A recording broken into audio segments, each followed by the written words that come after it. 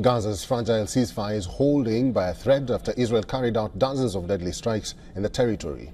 The guarantors of the ceasefire, including the US and Egypt, are scrambling to de-escalate the situation. Hopes that a complete collapse could be avoided rose when both Hamas and the Israeli military issued statements saying they were committed to the agreement. The US President Donald Trump says the ceasefire is still in effect. He also suggested that Hamas leadership was not involved in any alleged breaches and instead blamed some rebels within.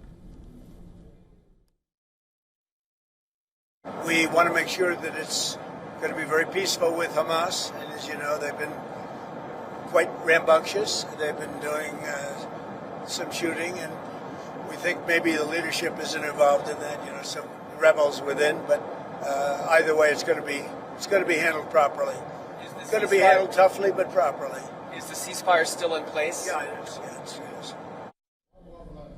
While speaking to American broadcaster CBS, U.S. President Donald Trump's son-in-law and advisor, Jared Kushner, stated that the U.S. believes Hamas is actually looking for the bodies of deceased hostages and is not intentionally dragging out the process of returning them to Israel.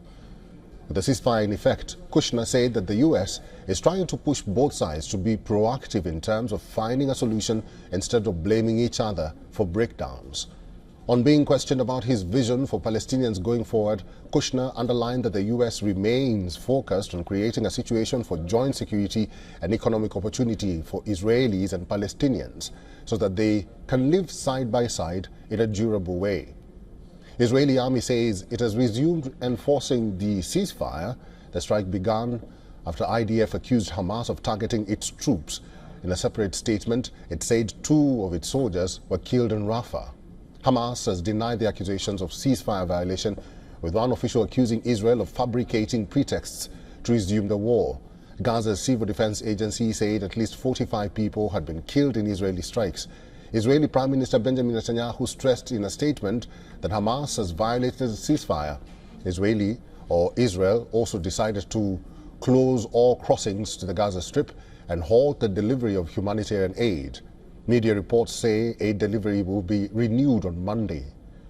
The IDF say the incident happened on Sunday morning local time when Hamas militants came out of a tunnel in the Rafah area and launched an anti-tank missile at an IDF vehicle. In response to the incident, the IDF conducted around 100 airstrikes against Hamas targets in the Rafah area and other parts of Gaza.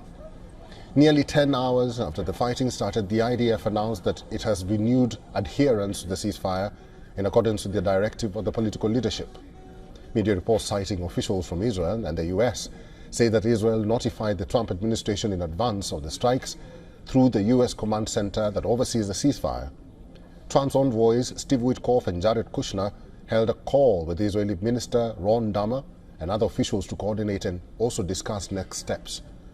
According to Axios, Washington urged Israel to respond proportionately but show restraint. Hamas's armed wing insisted that the group was adhering to the ceasefire agreement with Israel and had no knowledge of any clashes in Rafah. However, one witness said that Hamas had been fighting a local Palestinian gang known as Abu Shabab, but the militants were surprised by the presence of army tanks. Israel's strikes hit Al-Bureij camp in the central Gaza Strip. One of the strikes hit a house claimed to be used by journalists in Al-Zuwaydah.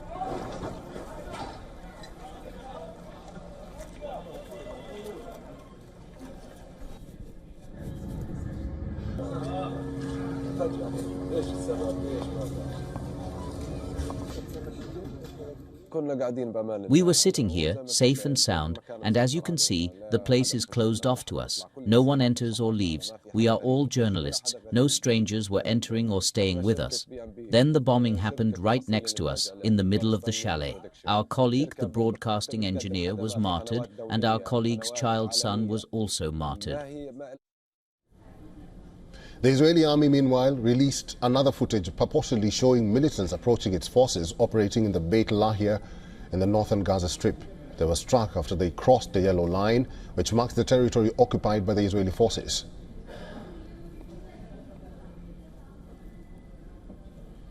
Mr. Chris Doyle is a director of Council for Arab-British Understanding and the current lead spokesperson for the Council. He's now joining us live from London. Mr. Doyle, good to see you and happy Diwali to you. What do you think will happen now? Because Jared Kushner, Steve Witkoff and US Vice President J.D. Vance are headed to Israel, and there's so much blame game between Israel and Hamas. What do you think will happen to the ceasefire? Is it in turmoil already? Well, a happy Diwali to you and all your viewers. The ceasefire is precarious, and I think this is everything we've seen, particularly over the weekend, is a wake-up call to all of those who bought into some of the hyperbole this time last week at the Sharm el-Sheikh summit, where there was talks about peace agreements and peace, eternal peace and end of conflict. And the reality is that this has always been a very precarious ceasefire, that it involves Israel and Hamas, who have precious, if no trust of the other, and an American broker that has struggled really to be able to get the details sorted out, to be able to ensure that every element of the ceasefire is adhered to. So I think actually what we are seeing is probably a fairly realistic and likely outcome. If you'd asked me a week ago, this was going to be ropey. There have been accusations and counter-accusations of killings. We've seen a lot of Palestinians being killed, as well as the two Israeli soldiers. And it means that the mediators, not just the United States, but Egypt, Qatar, Turkey, others, are going to have to work overtime to calm things down, to try to reinforce this ceasefire. It's not going to be good enough just to issue press releases. They're going to have to get that stabilization force into Gaza as soon as they can. That's part of the Trump 20-point plan. They're going to have to work harder to get Israel to allow in the necessary heavy diggers, fuel that will be used to find the remaining 16 Israeli and other hostage bodies, as well as the 10,000 or so missing Palestinian bodies that are meant to be lying underneath under the rubble. And of course, there is the aid issue. It cannot have a situation in which the response to alleged Hamas violations of the ceasefire is to restrict aid, life-saving aid, going to ordinary Palestinian civilians throughout Gaza. That's wrong. It's using aid as a weapon of war. It's punishing the wrong people. So it really means that the United States and others have to get a grip on this situation fast if it's going to hold. Mr. Doyle, very quickly, there is a lot of blame game between Israel and Hamas, and this blame game was predicted even before the ceasefire was signed. Going forward, what do you think is the problem here, and how can that problem be solved? Very quickly. Going forward, you're going to have to insert greater Palestinian agency into all of this so that it's very clear who's going to run the Gaza Strip and for what purpose. If you don't do that, then there is going to be no Palestinian buy-in to what's going on. And that, I think, is one of the big weaknesses at the moment. You're also going to have to sit hard on the Israeli government. They cannot get back to resuming the war that many in the Israeli government want to continue, what many of us see as a genocide. And that is where the United States really has to put pressure on. Mr. Chris Doyle, good to see you. Thank you very much for talking to us today. A pleasure.